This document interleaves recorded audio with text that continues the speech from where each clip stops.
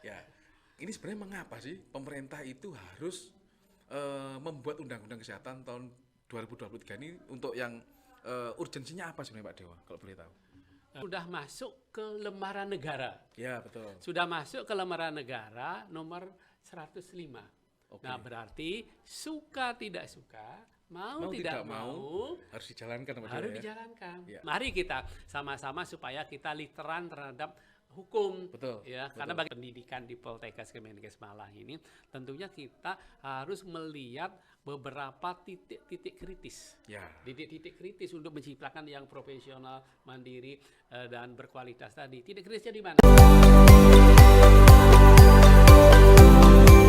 Polkesma Talks, inspirasi kesehatan untuk kita semua.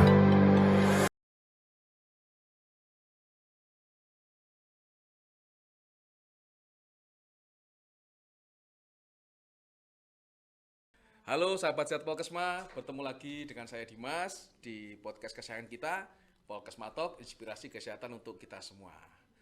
Nah, rekan-rekan sekalian, pada edisi kali ini topik bahasan kita tidak kalah menarik dengan topik bahasan yang sebelumnya. Kenapa saya bilang seperti itu? Karena ini adalah topik yang sangat fresh sekali terkait dengan Undang-Undang Kesehatan Nomor 17 Tahun 2023. Nah, rekan-rekan sekalian, tentunya dalam membahas undang-undang ini kita datangkan narasumber yang luar biasa. Beliau adalah Bapak Idewa Nyoman Sopairasa MPS. Kita biasa panggilnya Pak Dewa ya, karena kita agar lebih bisa santai dan akrab. Pak Dewa, bagaimana kabar hari ini? Sehat luar biasa. Sehat luar biasa. Bagaimana Mas Dimas? Alhamdulillah saya sehat luar biasa. Wah, hebat. Ya. Ya, baik. Pak Dewa ini merupakan dosen senior ya, terutama di jurusan gizi Poltekkes Malang, dan beliau juga pengampu mata kuliah hukum kesehatan. Tentunya akan relate sekali rekan-rekan sekalian kalau kita membahas kaitannya dengan Undang-Undang Kesehatan Nomor 17 Tahun 2023. Mengingat tanggal 8 Agustus kemarin itu sudah disahkan ya Pak Dewa ya, terkait undang-undang ini. Nah, sekarang kita bahas nih kira-kira apa implementasinya, apa saja yang perlu kita perhatikan kaitannya dengan undang-undang ini karena sudah mulai berlaku ya Pak Dewa ya. Oke, baik, tidak perlu berpanjang lebar rekan-rekan, kita akan bahas nih kaitannya dengan undang-undang ini. Oke, sebelum saya mulai Pak Dewa, kira-kira kesibukan Pak Dewa selain mengajar atau aktivitas di luar apa saja Pak Dewa? Kegiatan yang barangkali ya sekarang ada, saya terlibat di Rotary Internasional. Oke. Di sana juga kebetulan ada project. Oke. Ya, project internasional yang membahas stunting. Stunting. Ya, stunting. Dan saya juga kan dosen penilaian sensus gizi. Oke. Mas Dimas tahu kan? Iya, betul. Bagaimana stunting itu harus dieliminasi sekarang. Betul. Bagaimana nanti tahun 2024 Ya.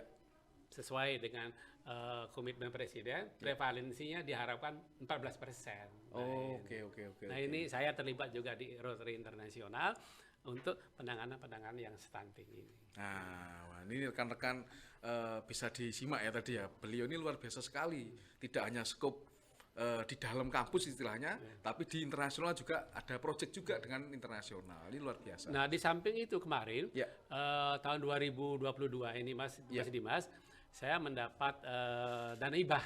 Oh, dana hibah Pak Dewa? Dana hibah dari Asian Development Bank. Wih, luar sekitar 470 juta. Wah.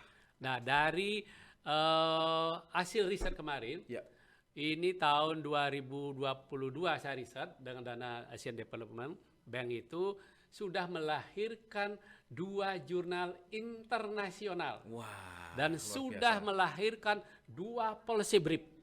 2 policy brief itu untuk pemerintah Kabupaten Bangkalan.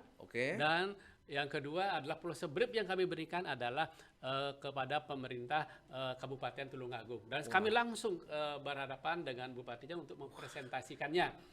Dan ini pun bukan kerjasama saya pribadi, kolaborasi. Kolaborasi dengan instansi yang terkait, misalnya BRIN, Universitas Brawijaya, Kemenkes, Poltekkes. Nah, saya tuh paling senang berkolaborasi. Apalagi ini penelitian yang bersifat internasional. Wah, ini rekan-rekan sekalian. Saya sudah tidak perlu panjang lebar menjelaskan ya. Tadi Pak Dewa sudah menjelaskan tuh kaitannya dengan hasil risetnya saja sampai melahirkan 2 jurnal internasional Pak Dewa ya. Dan yang paling penting adalah dampak untuk masyarakat. Ternyata ada 2 policy brief yang diimplementasikan terkait dengan hasil penelitian dari Pak Dewo dan tim rekan-rekan kolaborasi tadi ya. Wah, ini luar biasa sekali. Nah, mungkin kita langsung ke topik kita hari ini Pak Dewo. Kaitannya membahas kaitan dengan Undang-Undang Kesehatan nomor 17 tahun 2023. Nah, ini untuk pemanasan awal Pak Dewo. Siap. Ya. Ini sebenarnya mengapa sih pemerintah itu harus membuat Undang-Undang Kesehatan tahun 2023 ini untuk yang urgensinya apa sebenarnya Pak Dewo kalau boleh tahu? Terima kasih. Ini pertanyaan yang mendasar. Kenapa lahirnya Undang-Undang 17 tahun 2023 ini? Tentunya menyesuaikan, ya menyesuaikan dengan kondisi, kondisi apapun, sosial, politik, ekonomi, budaya dan lain sebagainya yang ada di kondisi di Indonesia. Sehingga Undang-Undang Nomor 36 tahun 2009 itu perlu ditindaklanjuti, perlu dirubah. Nah, perubahan itu sudah dilakukan melalui proses. Ya, proses tentunya proses yang legal formal. Ada hearing, ada sidang paripurna, sudah dapat di pengesahan sidang paripurna, dan sudah terakhir tanggal 8 Agustus itu sudah disahkan oleh Presiden. Wah, luar biasa ini. Dan yang paling penting itu sudah masuk ke lembaran negara. Ya, betul. Sudah masuk ke lembaran negara nomor 105. Nah, berarti suka tidak suka, mau tidak mau harus dijalankan. Harus dijalankan. Masalah nanti ada masalah judicial review nggak masalah. Tapi ini sudah ditok oleh tangan Presiden. Suka tidak suka, warga Indonesia sudah dianggap tahu. Sudah dianggap tahu. Walaupun belum membaca. Nah, ini perintah undang-undang seperti itu. Jadi amanat undang-undangnya seperti itu rekan-rekan sekalian ya. Jadi disampaikan nih kepada Pak Dewo. Runtetannya seperti apa? Karena ada perubahan-perubahan yang dilakukan serasa perlu adanya revisi atau tambahan dan sebagainya. Makanya dari Undang-Undang Nomor 36 tahun 2009 Pak Dewo ya. 2009 tentang kesehatan juga. Kesehatan juga. Dan akhirnya diperbaiki, direvisi dengan rangkaian legal formal sehingga lahirlah Undang-Undang Kesehatan Nomor 17 tahun 2023 yang disahkan tanggal 8 Agustus kemarin. Jadi seperti itu rentetannya. Kalau teman-teman nanti bertanya kenapa sih harus ada Undang-Undang Nomor 17, nah itu rentetannya. Itu rentetan singkatnya Pak Dewo ya, tapi prosesnya pasti ada risetnya, ada beberapa hal yang kita perlu dipertimbangkan di dalamnya. Selanjutnya Pak Dewo. Nah, ini sebenarnya yang membedakan dari Undang-Undang Nomor 17 ini dengan Undang-Undang sebelumnya, mungkin salah satu contoh aja Pak Dewo. Kira-kira apa perbedaannya? Satu contoh saja. Ya, satu contoh saja. Iya. Nah, ini pertanyaan mendasar karena berasal dari sini nanti mengalir. Pertanyaan ini mendasar sekali dan mengalir. Begini, kalau kita melihat Undang-Undang Nomor 36 tahun 2009, pasal 1 saja. Definisi kesehatan. Definisi kesehatan menurut undang-undang yang lama, komponennya ada 4 komponen. Seluruh keadaan seseorang sehat. Sehat apa? Sehat fisik, mental, sosial, dan spiritual. Ini komponennya yang undang-undang yang lama yang memungkinkan seseorang untuk hidup produktif. Itu ini lanjutannya. Definisi sehat ya. Definisi sehat yang lama. Jadi sehat fisik, mental, sosial, dan spiritual. Nah, itu yang lama. Nah, pertanyaan dari sini, sekarang bagaimana dengan Undang-Undang 17 tahun 2023 ini? Definisinya sangat berbeda. Nah, ini kita harus dengarkan rekan-rekan. Sepertinya mengadopsi definisi WHO. Definisi WHO. Definisinya seperti ini. Suatu keadaan kesehatan seseorang. Yang unsurnya hanya ada 3. Ada 3 unsur rekan-rekan. Yang pertama tadi 4 unsur. Betul. Yang kedua ini ada 3 unsur ya. Yaitu bahasanya fisik, jiwa, dan sosial. Fisik, jiwa, dan sosial. Nah, ini rekan-rekan. Yang memungkinkan seseorang sama untuk hidup sehat. Tapi ada kata-kata di definisi yang baru ini tidak hanya bebas dari penyakit. Itu kan definisi WHO. Betul. Jadi unsurnya 3, fisik, jiwa, sosial, dan tidak hanya memungkinkan dia bebas dari penyakit. Wah, nah, ini. itu rohnya di seperti Rohnya di situ itu, rekan-rekan definisinya. ya. Nanti Betul. silakan pemirsa baca di pasal 1 dari undang-undang yang baru ini. Nanti Ya. jangan sampai nanti masukkan spiritual. Nah, bagaimana mengukur spiritual, Mas Sim? Nah, jadi Waduh, kalau jadi kan kita berbicara spiritual pengukuran seperti apa, tentunya itu kan butuh parameter, Pak Dewa. Ya. parameter ini Betul. indikator. Indikatornya harus jelas. Jelas ini. Nah, makanya sekarang hilang itu sekarang. Nah, makanya dalam hal pasal 1 Pak Pasal Dewa 1 ya. undang-undang sekarang ini. Ya, itu memang untuk spiritual sendiri dihilangkan. Jadi yang awalnya ada 4 item sekarang jadi 3 Tiga item. itu. Nah, Jadi itu. yang dulunya mental Ya. dikasih dengan jiwa sekarang. Betul, Nah, sekarang betul, jiwa. betul. Itu rekan-rekan sekalian, ini hanya salah satu contoh perbedaannya apa. Nanti mungkin perbedaan-perbedaan lain teman-teman akan riset sendiri, membandingkan, itu silahkan. Iya. Nah, ini yang kita contoh satu itu seperti itu, untuk definisi pasal 1 itu seperti itu. Iya. Di samping nanti mungkin bab-babnya juga berbeda. Oh, ya. iya, Kalau yang saya yakin Mas Dimas juga Iya. karena itu literasi hukumnya sudah bagus. Ini yang sekarang ini kan terdiri dari 20 bab ini Ya, ya. 20 bab yang baru. 20 bab yang baru Iya. dengan pasalnya 458 pasal. 58 Wah. pasal. Nah, mari kita sama-sama supaya kita literan terhadap hukum. Betul, Ya, betul. karena bagaimanapun juga karena kita kadang-kadang melanggar hukum gara-gara ketidaktahuan. Ya, betul. Iya. Betul. Ya, karena ketidaktahuan saja bisa. Ya, ya. Kalau memang sengaja apa nggak masalah itu Iya, ya. betul, betul. Kalau ya ketidaksengajaan kita nggak tahu. Iya. Oleh karena itu saya mengajak dosen-dosen di Poltekkes khususnya mari kita belajar literasi tentang undang-undang. Iya. Apapun undang-undang yang menyangkut Iya. segi kehidupan bermasyarakat. Nah, ini penting ini. Ini kebetulan yang berbicara adalah pakar, karena beliaunya juga pengampu mata kuliah hukum kesehatan, Pak Dewa ya. Nah, kita diminta untuk aware terhadap undang-undangan, terutama undang-undang kaitannya dengan kehidupan bermasyarakat. Nah, secara lebih khusus lagi di dalam ini karena kita adalah tenaga kesehatan, Pak Dewa ya, kita bergerak di dunia kesehatan, undang-undang ini adalah sangat basic sekali. Undang-Undang Nomor 17 tahun 2023 yang merevisi yang lama Undang-Undang 36 tahun 2009. Nah, ini harap dibaca. Kalau ada waktu kesempatan di review. Babnya itu sudah disampaikan Pak Dewa. Ada 20 bab ya Pak Dewa ya.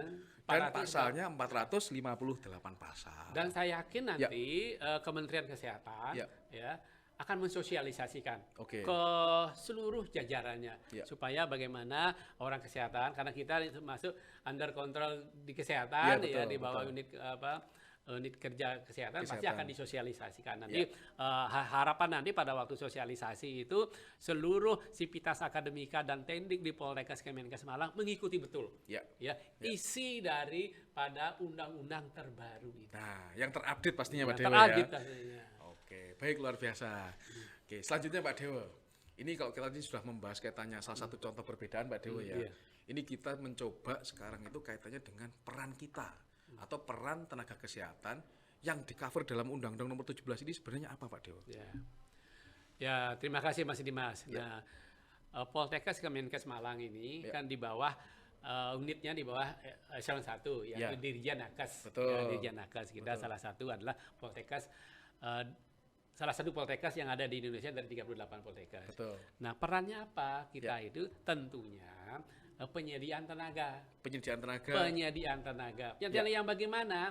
Baik kualitasnya harus bagus. Kualitas, oke. Jenisnya juga. Berarti macamnya ya, variasinya ya. Di Poltekkes Malang kan ini ada 6 jurusan ya. 6 jurusan, macam-macam, apalagi sekarang ada jurusan rekam dan prodinya juga berkembang Pak Dewa ya. Prodinya juga berkembang. Walaupun ada yang ditutup misalnya karena sudah terlalu jenuh gitu ya. Betul. Nah, ini ya memang kita menyediakan tenaga yang profesional dan mandiri. Nah, yang penting ini. Nah, ini tekankan teman-teman. Mohon ini menjadi perhatian juga. Kita sebagai saya sendiri sebagai dosen dan mungkin Mas Dimas juga sebagai dosen, bagaimana menciptakan lulusan kita ini istilahnya bukan mencari kerja. Harus bagaimana menciptakan lapangan kerja. Nah, menciptakan lapangan kerja. Jangan sampai semua menjadi pegawai negeri dan lain sebagainya. Berapa persen sih yang ditampung? Nah, ini bagus sekali kita menciptakan lulusan yang mandiri tadi. Nah, contohnya mandiri. apa? Contohnya misalnya di jurusan gizi itu sudah dikemas di unggulan program studi itu penciri prodinya yaitu kewirausahaan. Nah, ini teman-teman. Nah, ini bermainlah nanti mandiri ini bermainlah di kewirausahaan. Bentuknya apa? Nah, kalau misalnya dia tamatan program studi dietitian profesi, dia bisa mandiri, praktik mandiri. Tapi tetap harus ada koridor hukumnya, mempunyai SIP, surat izin praktik. Di samping persyaratan dasar itu memiliki STR. Ya itu wajib Pak Dewa ya. Wajib itu, jangan sampai nanti melakukan kegiatan mandiri, praktik mandiri tidak tanpa ada legal formalnya. Betul. Nanti bisa Pol PP bisa datang nanti ya. Luar biasa sekali. Lawyer bisa datang nanti dipermasalahkan. Jadi salah satunya SIP. Kita membuat lulusan gizi kan bisa membuat catering. Ya, catering diet ya Pak Dewa ya. Catering diet. Ya, betul. Penyelenggaraan makanan. Betul. Membuat konsultasi gizi yang itu ya bisa door to door dan lain sebagainya. Apalagi sekarang penyakit yang tidak menular itu banyak sekali yang terkait dengan gizi. Nah, bagaimana menyediakan diet yang baik, terutama penyakit-penyakit tidak menular yang 4 besar itu, penyakit ginjal, jantung, apalagi Mas, hipertensi, diabetes mellitus, itu tuh luar biasa. Itu luar biasa, itu peluang berwirausaha mandiri. Jadi saran saya kalau kita ini peran kita sebagai Poltekkes melahirkan pendidikan yang berkualitas profesional, jangan lupa mandiri. Mandiri tadi saya contohkan tadi. Ya, setiap prodi di Poltekkes Kemenkes Malang itu pasti ada penciri. Ada penciri prodinya rekan-rekan. Pasti itulah yang menjadi unggulan untuk mandiri nanti. Nah, itu. Jadi pesan Pak Dewa seperti itu. Jadi perannya apa? Nah, perannya satu adalah tambah mandiri tadi. Karena beberapa prodi, semua prodi itu punya penciri. Nah, penciri itu adalah bekal untuk mandiri. Tadi yang dicontohkan Pak Dewa, karena Pak Dewa banyak bergelut di bidang gizi, ya tentu mandiri di dalam bidang gizi itu apa saja. Kewirausahaannya apa saja dan sebagainya. Wah, ini luar biasa sekali nih Pak Dewa. Nah, ini kita lanjut lagi Pak Dewa. Jadi ini semakin dalam, semakin menarik. Semakin menarik kita. Kalau kita apalagi hostnya Mas Dimas. Wah, saya lebih senang lagi gitu. Wah, ini luar biasa. Terima kasih Pak Dewa. Nah, ini selanjutnya Pak Dewa. Nah, ini terkait dengan peran di bidang pendidikan. Nah, kita tadi kan peran pada tenaga kesehatan, berarti itu outputnya. Tapi kalau di saat kita dalam masa inkubasi, kalau kita ngomong inkubasi, berarti dalam proses pendidikan ini, itu seperti apa sebenarnya Pak Dewa? Implementasinya terkait dengan Undang-Undang Nomor 17 Tahun 2023 ini terkait dengan bidang pendidikan, terutama di Poltekkes. Mungkin bisa mencontohkan Pak Dewa. Nah, kalau kita melihat jenis tenaga kesehatan itu ya kan ada medis, dan ada tenaga kesehatan, penunjang yang baru ini. Nah, kita akan mendidik tenaga kesehatan gitu ya. Yang di sana unsurnya banyak vokasi, kita mendidik vokasi dan profesi. Nah, di dalam mencetak tadi luluaran tadi output tadi yang berkualitas tadi yang profesional tadi, tentunya di masa inkubasi ini. Pendidikan di Poltekkes Kemenkes Malang ini tentunya kita harus melihat beberapa titik-titik kritis. Titik-titik kritis untuk menciptakan yang profesional, mandiri dan berkualitas tadi. Titik kritisnya di mana?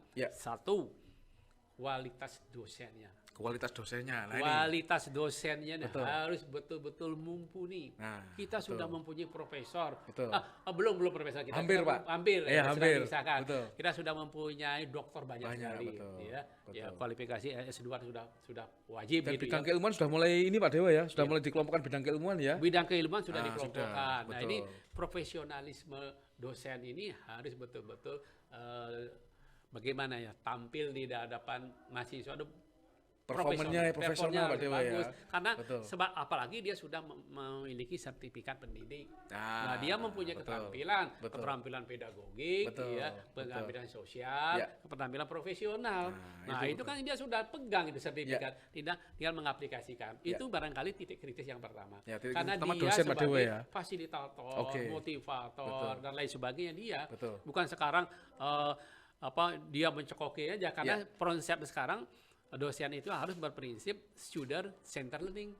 Berarti berpola pada mahasiswanya Pak Dewa ya, senternya ya. Senternya kan pada mahasiswa. Kalau zaman dulu saya itu dosen senternya. Sekarang sudah bergeser student center learning. Jadi apa yang dia inginkan kan gitu. Betul. Ya jangan sampai kita cekoki yang dia sudah ngerti. Betul. Itu yang pertama itu adalah dosen ya sebagai titik kritisnya. Oke, yang kedua Pak Dewa adalah sarpras. Sarana dan prasarana. Sarana dan prasarana ini harus lengkap Pak Dewa. Karena kita ini pendidikan vokasi dan profesi. Apa cirinya yang mendasar itu adalah laboratoriumnya. Nah, laboratorium ini harus lengkap, mendukung minimal standar itu. Ya, Sarpas apa lagi yang paling penting? Nah, yang paling penting adalah sumber belajar perpustakaan. Wah, ini luar Nah, biasa kebetulan ini Mas, Ya. saya dulu pernah jadi kepala unit perpustakaan. Nah, ini luar biasa, resources belajar ini. Oh, gitu ya? Ini resources belajar ini Iya, iya. perpustakaan. Perpustakaan, Nah, kita ya. sudah perpustakaan kita itu sudah terakreditasi oleh Perpustakaan Nasional. Satu-satunya Poltekkes Pak ya? Iya, Di Indonesia ya? sekarang sudah banyak. Udah banyak ya? Sudah Oke, banyak, oke, oke. Sudah banyak Iya, sekarang. iya, Karena iya. seperti Jogja, Jakarta 3. Tapi pionirnya awalnya? Ya, kita. Nah, itu teman-teman Jadi luar biasa sudah sekali. berarti secara standar minimal Bapak BIAN malah melebihi kita sudah. Ya. Karena ada e-library, Wah, ini e-book, betul, e-jurnal, betul. dan lain sebagainya. Nah, ini resources ini yang harus dimanfaatkan. Oke, Sarpras, salah satu Sarpras. saya bilang laboratorium, di samping yang lain, Ya. dan perpustakaan. Perpustakaan, Nah, betul. yang ketiga, Yang ketiga? yang ketiga ini barangkali perangkat lunaknya. Oke, oke. Kurikulumnya. Kurikulumnya rekan-rekan. Kurikulumnya Yang ketiga. harus adaptable. Oke. Kurikulumnya harus adaptable. Ya. Jangan sampai, apalagi sekarang kita sudah mengenal istilahnya kampus merdeka. Kampus Merdeka. Dan Merdeka Belajar, Pak Dewa ya. Dan ini kita belum implementasikan gitu Ya, ya, ya. Suka tidak suka nanti kita harus implementasikan. Gitu. Akan bertahap menuju ke sana Pak Dewa ya. Menuju kurikulum karena mendesain kurikulumnya harus match nanti Ya. dengan konsep tadi Ya. kampus merdeka dan merdeka belajar ini. Ya. Jangan sampai tidak terjadi. Nah, betul, betul. Nah, yang berikutnya supporting point sekarang. Nah, oke. Supporting point tenaga pendiknya. Tenaga pendidikan ya, Tenaga kependidikan ya Pak Dewa ya. Pendidikannya Ya. harus mensupport Oke. semua masalah-masalah misalnya teknis-teknis pendaftaran, Ya. penilaian, ujian dan Ya. lain sebagainya itu. Oke, Nah, oke. Yang terakhir itu ya, yang kritis juga raw input. Oke. Nah, Raw inputnya seperti raw apa ini? input kita sudah melakukan raw input yang luar biasa. Oke. Seleksi penerimaan mahasiswa sudah biasa Wih. melalui berbagai jalur. Oke. Ada jalur apa masih ada? Ada jalur mandiri. Mandiri, PMDK, PMDK, ya, betul, betul. jalur prestasi Betul, gitu, udah itu betul. lah sudah bagus itu. Berarti Ya. itu sudah sebetulnya secara raw input kita, kalau seleksi itu sudah bagus sekali, sudah baik raw Jadi input kita. dari istilahnya inputnya dari raw material itu sudah memang sudah berkualitas Pak Dewa ya. Kita tinggal dosen menyentuh sedikit-sedikit saja itu Ya, sebetulnya. ya. Seperti dulu pada waktu saya bertemu dengan Mas Dimas Ya. pada waktu di kelas, Mas Dimas satu sedikit aja sudah nyambung. Ya, sudah nyambung, Sudah match tahu. Pak Dewa ya. Ya, Sudah match sudah ada ini match, ya. itu tidak perlu dosen menjelaskan secara Iya, detail, apalagi Iya, dengan iya. penugasan-penugasan. Saya ingat Betul. dulu pada waktu Mas Dimas saya ajar itu ya, effort saya nggak terlalu berat karena raw inputnya Sudah bagus Pak Dewa ya. sudah bagus, apalagi betul. begitu Mas Dimas dulu tamat, Ya. pernah Mas Dimas ketemu saya, Ya. Pak Dewo bisa di mana saya bekerja? Ya, betul. Masih betul. ingat Mas Dimas? Ya, yang pertama kali Pak Dewo ya, Saya merekom ya? merekomendasikan. Betul. Saya pertama kali merekomendasikan Mas Dimas ini bekerja di satu perusahaan makanan. Dan itu perusahaan ekspor Pak Dewa. Dan Luar perusahaan biasa itu. ekspor ke Amerika, Betul. Ke ke Amerika. Jepang dan Betul. lain sebagainya. Betul. Nah itu rekomendasi saya cukup gitu. Iya. Karena kenapa saya merekomendasikan Mas Dimas? Karena selama pendidikan itu saya tahu kualitas. Ya, secara kualitas saya berani merekomendasikan. Iya, Dan yang saya rekomendasikan itu nggak akan mungkin Iya, menolak betul, karena betul. dia sudah mempunyai jaringan Jaringan. dengan Betul. saya. Betul. Oh ini pasti diterima. Jadi tingkat kepercayaannya tinggi yang Tingkat dari Pak Dewa kepercayaan. dan tidak mengecewakan itu yang paling penting. tidak mengecewakan gitu ya. Iya. Oke, luar biasa Pak Dewa ini pengalamannya juga sangat luar biasa rekan-rekan ya sekalian. Oke, kita lanjut lagi Pak Dewa. Nah, ini agak menyentuh lagi Pak Dewa. Iya. Nah, ini Pak Dewa sebagai dosen senior yang memang keberadaannya di Poltekkes sudah berapa tahun Pak Dewa? 40 tahun. Wah, 40 tahun. Dari Usia tahun saya aja belum 83. nyampe Pak Dewa. 83 saya Nah, masuk. betul. Ya, Padahal saya lahir 91 Pak Dewa. Pak Dewa Wah. sudah di sini. Sudah di Poltekkes Malang ya. Akhir itu. Oh. Tahun 83 akhir. Wah, luar biasa sekali. Nah, ini kaitannya dengan Pak Dewa sebagai dosen senior di Poltekkes Malang. Nah, ini pendapat Pak Dewa terkait dengan peran Poltekkes Malang kaitan dengan implementasi undang-undang yang baru ini seperti apa Pak Dewa? Nah, mengimplementasi undang-undang ini sebelum Sivitas Akademika mengimplementasikan undang-undang ini, saya mengajak teman-teman itu coba membaca dulu. Oke, baca dulu. Coba hayati undang-undang ini bab demi bab, pasal demi pasal, bagian demi pasal, terutama masalah tindak pidana.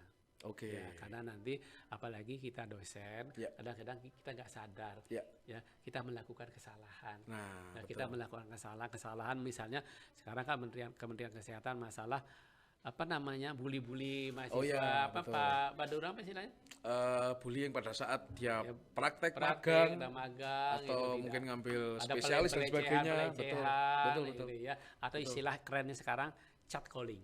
Betul, Istilahnya betul. keren sekarang jangan melakukan chat calling karena Ya. itu melakukan pelanggaran. Oleh Betul. karena itu sebelum melaksanakan ini coba baca Ya. apa yang boleh, Ya. apa yang tidak boleh dikerjakan. Ya. Terutama sivitas akademika. Ya. Sivitas akademika itu 2 komponen, mahasiswa dan dosen. Betul. Jangan lupa juga tendik. Ada Yaitu tendiknya. berperilaku etik.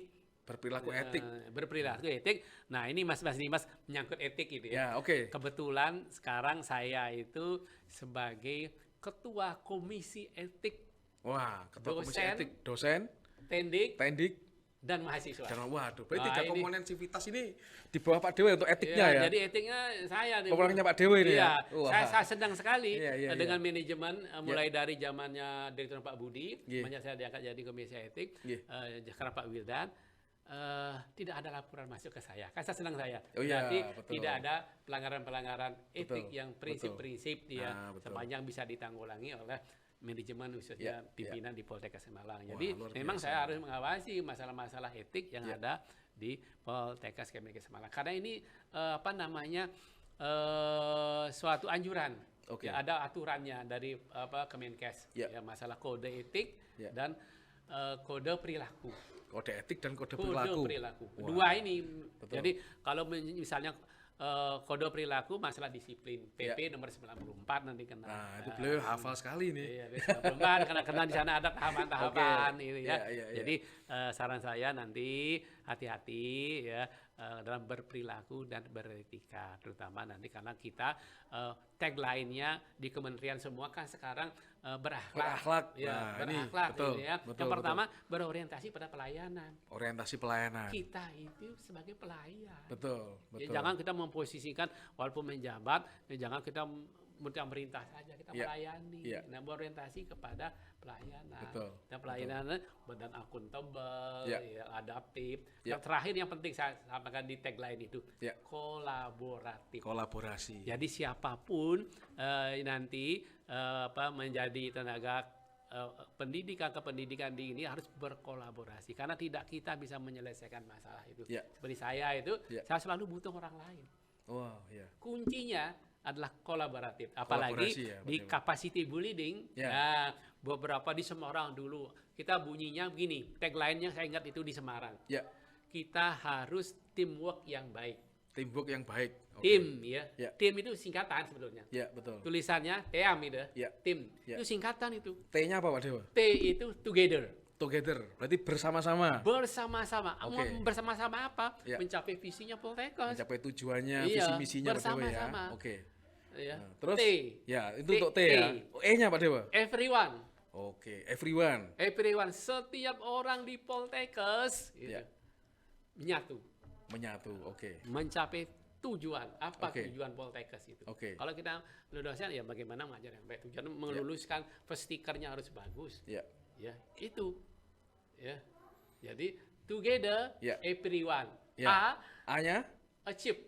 achieve Pak ya. Achieve mencapai Capaiannya. capaiannya. Ya. Ya. Ya. Sam.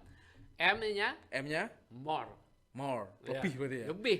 Together everyone achieve more. Ah, Bagaimana betul. mencapai tujuan yang besar. Betul. Ya, tujuan besar dari seluruh komponen. Oke. Makanya saya senang sekali kalau ada supervisory building itu direktur memberikan sambutan. Mari kita bersama-sama Ya. ya untuk mencapai tujuan yang satu itu. Visi dari Visi dari Poltekkes Semarang. Poltekkes Semarang. Oke. Nah, kemarin kan sudah disampaikan dalam opera kalau nggak Ya, salah lakon betul, betul. di di Rumah Kecebong kemarin Pak Rumah Dewa ya. Kecebong Yang itu di Jogja ya. di sana. Betul. Bayangkan Betul. seorang direktur Ya.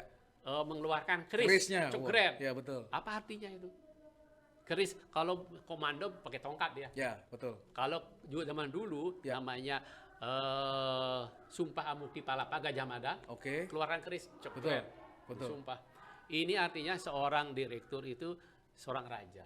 Oke. Sabdo Pandito Ratu Tan Keni Wolawali. Wah, ini artinya apa? Ini mungkin sobat. Wah, sobat ini ya. orang-orang Jawa pasti ngerti. Iya, artinya apa, Pak Dewa? Wah, Sabdo Pandito Ratu itu kata-katanya direktur itu sebenarnya sebagai titah sebetulnya. Sebagai titah ya. Titah Oke. gitu. Ya, ini yang benar gitu. Ya. Ya apapun itu ya. Dan itu harus dilakukan. Itu Sabdo Pandito Ratu itu artinya raja atau pimpinan lah. Pimpinan, betul. Pimpinan.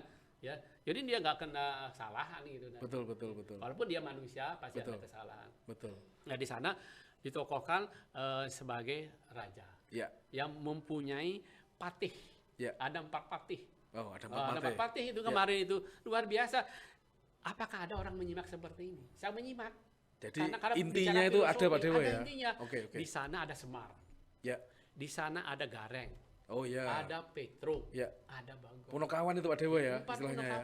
Punokawan itu. Betul. Iya, sampai saya pada saat itu saya menelpon sahabat saya di Blitar, namanya Bapak Ratin, karena senar pewayangan. Oh, Pak Ratin, ya. Pak Ratin ceritakan itu apa namanya Punakawan ini seperti apa 4 itu dengan sifat-sifatnya. Oleh karena itu direktur tadi itu harus didukung oleh 4 komponen utama di Poltekkes. Oke. Barangkali Pak Mas Dimas nanya itu siapa 4 komponen ini? Nah, ini siapa yang berfungsi sebagai Semar, sebagai Petro, Gareng sama Bagong ya. Itu ada itu. Nah, kalau itu sudah 5-5-nya bagus, Poltekkes akan terbawa ke mana? Jangan sampai ke 5-5 ini terpecah. Semar itu Wadir 1. Wadir 1 berlaku sebagai Semar kalau ditokohkan tadi ya. Wadir 2 sebagai Petro. Nah, wakil direktur 2 sebagai Petro. Gareng. Wadir 3. Dan yang keempat, Bagongnya. Supporting point-nya yaitu Kabag. Kabag ya. Ini komponen 4 ini luar biasa Pak Dewa ya. Luar biasa karena raja ini, direktur ini mendapatkan masukan dari 4 ini. Ini adalah ring 1. Ring satunya di raja ini ya kalau kita. Ring satunya di raja. Betul. Ring satunya di raja ini. Nah, kalau ini sudah ring 1 ini memberikan masukan-masukan sehingga nanti apapun keputusan direktur sudah melalui proses ini, ring ini. Betul. Jadi, sudah melalui telaah, sudah melalui diskusi dan sebagainya ya. Luar biasa memperlihatkan untung ruginya, baik buruknya dan lain sebagainya. Jadi Mas Dimas menyimak nggak kemarin itu? Saya menonton itu kemarin. Ya, saya kemarin melihat itu memang dari lakon itu kalau orang hanya sekadar melihat aja mungkin kontennya tidak tampak pada hanya pertunjukan saja. Cuman kalau tadi ditinjau dari filosofis, ternyata luar biasa sekali intinya. Itu harus kita pahami. Kalau setiap kehidupan saya artikan. Nah, ini. Setiap kehidupan saya artikan. Betul. Ya, tapi apakah teman-teman mengartikan semua ini dan bisa kita terapkan? Dan itu bisa dipelajari Pak Dewa pastinya ya. Bisa dipelajari. Wah, luar biasa sekali. Pak Dewa ini yang pamungkas Pak Dewa. Ini kita semakin spesifik lagi. Nah, ini Pak Dewa. Pendapatnya seperti apa apabila nanti itu undang-undang ini sudah dilaksanakan dan memang sudah dilaksanakan Pak Dewa ya. Sudah diundangkan, sudah disahkan sebagai lembar negara. Nah, kan nanti di dalamnya itu ada memuat kaitannya dengan tenaga kesehatan asing yang masuk ke Indonesia.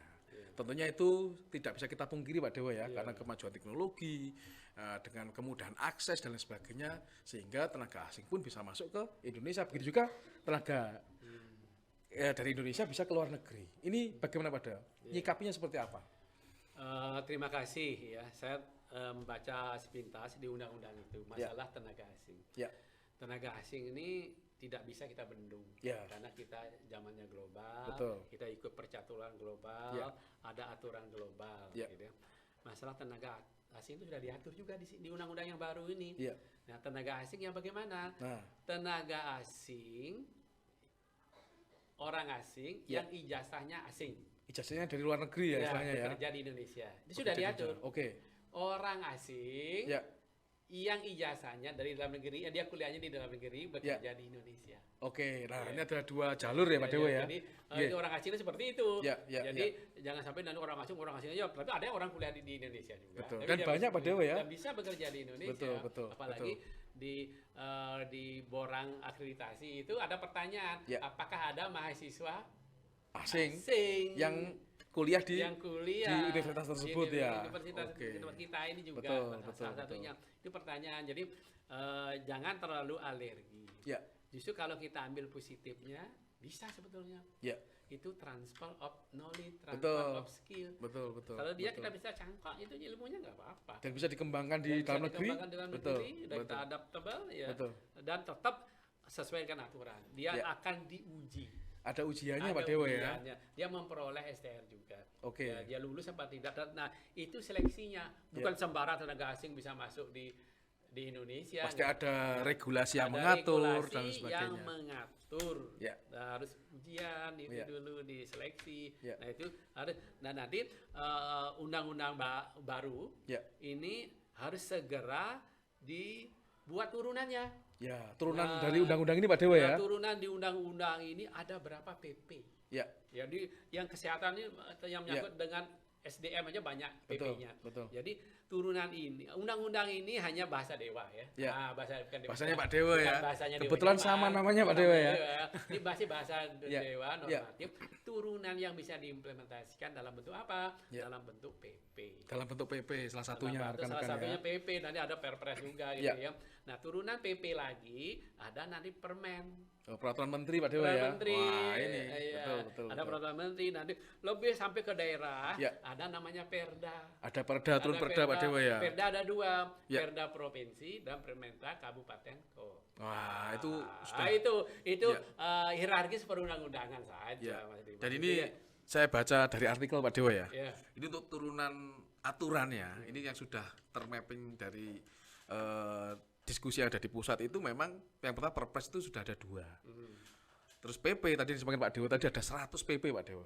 Terus PP. Terus untuk Permenkesnya ada 5. Untuk di total saat ini itu sudah ada turunan sebanyak 107 turunan dari Undang-Undang Nomor 17 Tahun 2023. Apa mungkin itu nantinya? Ya, nantinya harapannya seperti harapan itu. seperti itu. Tapi Betul. sekarang kan ini baru diundangkan. Betul. Tanggal 8 Agustus, sekarang tanggal berapa Mas? Sekarang tanggal 16. Itu kan baru gitu. Jadi nanti regulasinya Regulasi arahannya harus seperti ada, itu. harus ada turunannya nanti. Betul. Turunan itulah menjadi implementasi dasar. Ya. Dasar operasional dari undang-undang ini. Ini kan bahasa Dewan. Betul. Ini masih bahasa visi Pak Dewa ya. Bahasa ya. Operasionalnya nanti masuknya ke di turunan dari turunan undang-undang itu. itu. Wah, Wah, luar itu biasa. Mas itu. Ya, terima kasih Pak Dewa. Ini kok tidak terasa kita 30 menit lebih Pak Dewa. Wah, ini Ini kalau kita teruskan ya sangat menarik sekali. Nah, nanti mungkin di kemudian hari kalau ada kesempatan kita bisa diskusi kembali Pak Dewa. Iya.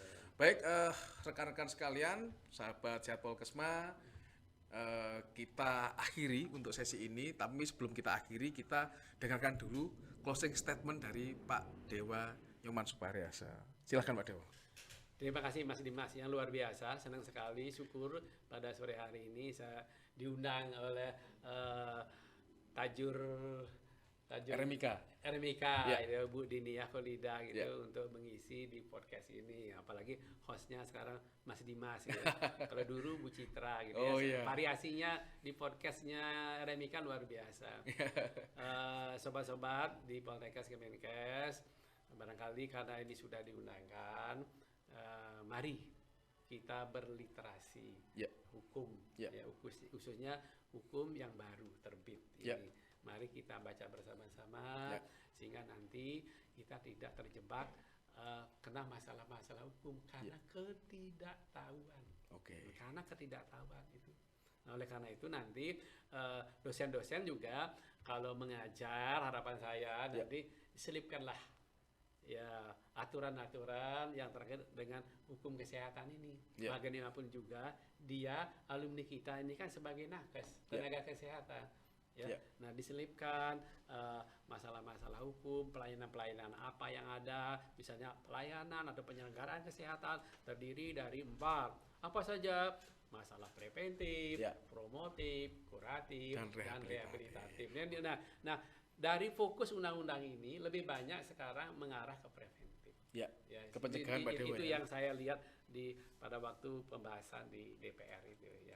Fokuskan ke preventif. Sekarang kalau sudah kuratif nanti biaya penyelenggaraan kesehatan itu relatif mahal, sudah luar biasa. Karena kita bermain di ranah preventif dan promotif tadi, sehingga nanti masyarakat kita itu jangan sampai sakit gitu baru kita. Wah, ini luar biasa. Gitu, Mas. Siap. Baik, Pak Dewa, dengan adanya closing statement ini, rekan-rekan sekalian, saya ucapkan terima kasih banyak Pak Dewa sudah hadir di podcast kami, dan semoga ke depan nanti ada kesempatan lagi untuk kita bisa berbincang terkait topik yang lebih menarik lagi. Lebih menarik. Dan lebih update Pak Dewa ya. Yang aktual. Nah, sesuai dengan yang aktual. Supaya nanti kita mengadopsi yang namanya berita-berita yang kalau saya yang biasanya mengajar itu pakai jok gitu ya. Mengajar misalnya informasi harus ABC. ABC. Ini ilmu lagi. Apa Pak Dewa? Apa Pak Dewa? Jadi yang aneh-aneh kan gitu kan kita bisa ciptakan. Jadi informasi itu harus kalau kita menyampaikan sesuatu itu harus prinsip ABC. A itu adalah akurat. A-nya akurat. Jangan sampai kita memberikan informasi yang belum kita tahu kebenarannya sudah kita posting. Nah, itu rekan-rekan. Akurat. Yang B Pak Dewa? B brief. Brief.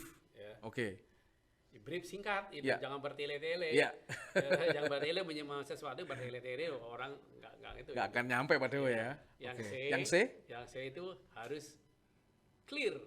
Clear ya, harus clear jelas artinya, ya. Jangan sampai multi interpretasi. Multi Justru interpretasi tafsir ini yang berbahaya. Karena itu menyampaikan sesuatu itu ya clearnya harus ada. Jangan sampai nanti menimbulkan multi interpretasi yang banyak. Karena ragam di Indonesia, pendidikan, ekonomi, budaya berbeda-beda. Jadi kita harus menyampaikan pesan itu harus yang ABC itu. Jadi ini kan di promosi kesehatan kan harus dikuatkan Pak Dewa ya. Dikuatkan gitu, yang menyampaikan informasi. Apalagi hoax sekarang banyak itu jangan dah. Baik, sahabat Sehat Polkesma, saya Dimas dan Pak Dewa tentunya undur diri. Mohon maaf jika ada sesuatu yang kurang berkenan selama pembahasan ini. Dan jangan lupa untuk rekan-rekan sekalian, sahabat Sehat Polkesma, untuk klik tombol subscribe di channel Polkesma Talk. Like, komen, dan share ke semua sosial media yang kamu punya.